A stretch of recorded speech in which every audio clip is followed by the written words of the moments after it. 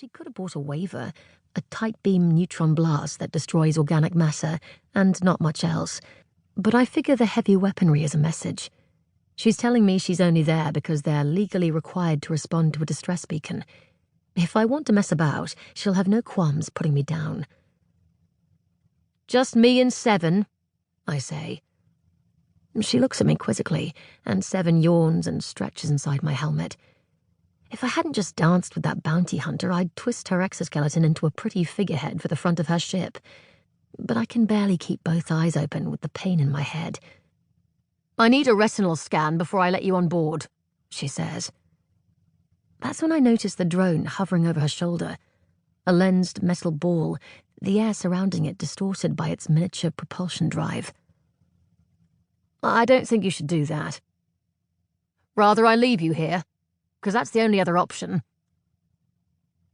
My hand reaches for the plasma charges in my satchel, but I stop myself, then sigh. You do what you gotta do. The drone hovers over and flashes a light in my eye, and instantly my migraine peaks again. My head pulls to the left, and to her it probably looks like I'm trying to dodge the scan. The little drone blips happily, and the soldier looks at our wrist-mounted screen. "Mariam Xi," she says, and I let her pronounce it wrong. "Just Mars," I say. "There's very little about you in the system." I like to keep my nose clean. "Yeah, or the opposite," she says.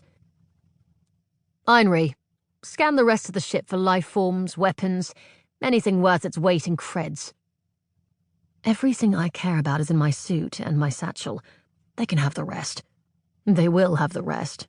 Emergency response might be mandatory under Imperial law, but that doesn't mean it's free.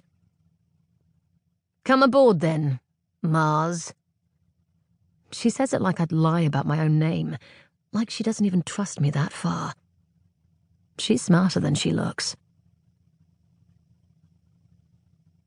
The first one to greet me after we cycle through the airlock is the AI. "Welcome aboard the Nova," it says, voice flat. It's not so much androgynous as completely artificial. Most ship owners splurge on a personality module, so whoever runs this ship must be very cheap, very biz, or very both. "What is the Nova?" I ask.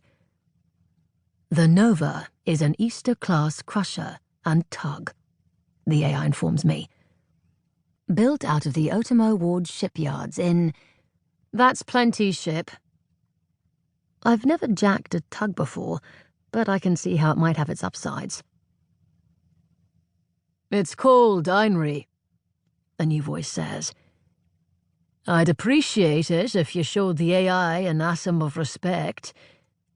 "My bad," I say, then offer them a small smile. I guess this person must be the captain and owner. They aren't always one and the same, but without any corporate insignia in the main hold, I assume it's a small operation. The captain is tall, slender, with soft-looking lips on an otherwise sharp face.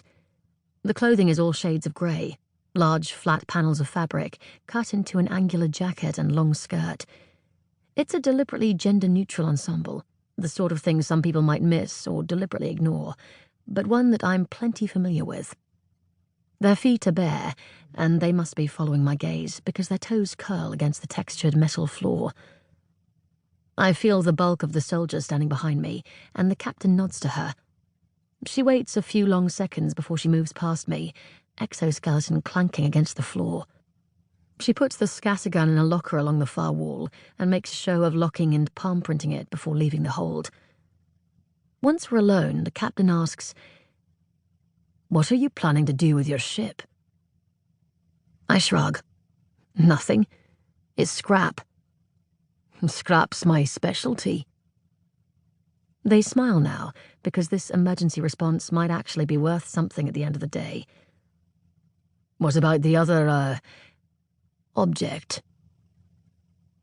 I don't want to explain what it used to be and how it got into its current spherical situation, so instead I say quietly, "I don't think anyone's going to claim that wreckage."